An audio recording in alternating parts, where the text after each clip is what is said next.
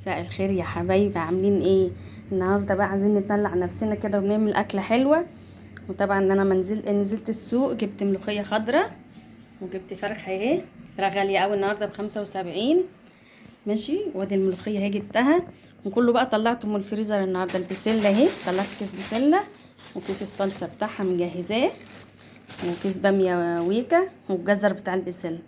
عندنا كراس عاوز ملوخيه ورز، ويوسف عاوز بسله ورز، وبشوي عاوز باميه ويكا ورز. واحنا هناكل بقى ايه على ذوقهم هم النهارده.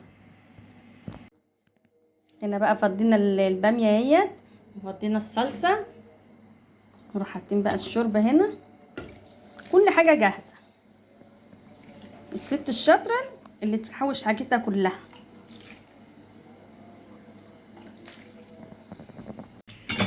حبايبي بصوا الصلصه اهي فكت الكيس اللي انا كنت حاطاه معاكم. احط بقى معلقتين صلصه.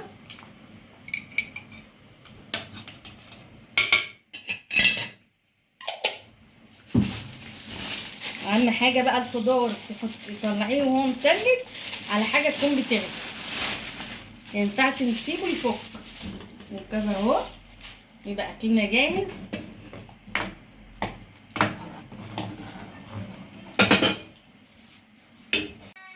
احنا بقى هنعمل رز بشعريه. حطينا سمنه اهي سيحناها، شويه شعريه حلوين.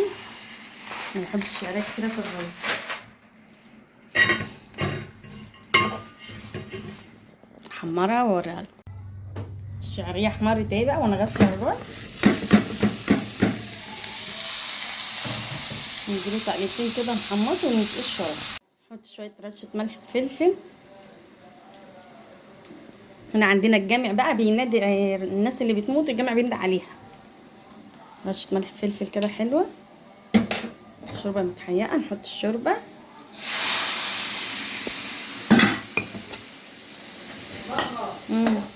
حبايبي بصوا الشوربه بتبقى مغطيه الرز كده قيمه قيراط عشان ما يبقاش معجن الرز، يستوي بقى وراه. حبايبي دي شوربه بقى الملوخيه، انا حاطه فيها قرنين فلفل وحته تومه نيه. والملوخيه اهي خرطناها بالمخرطه النهارده.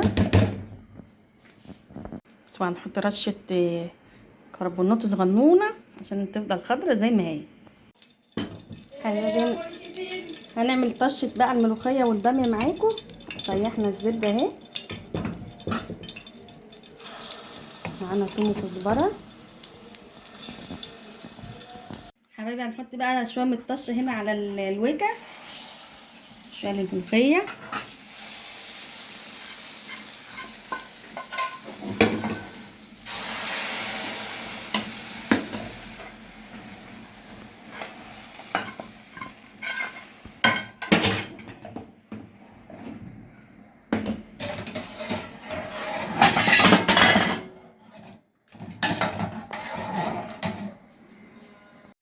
حبايبي الباميه الويكه اللي انا عملتها معاكم، ده الرز، الفراخ، بسله، فلفل بقى مقلي، الليمون، ادي الملوخيه، وبألف هنا.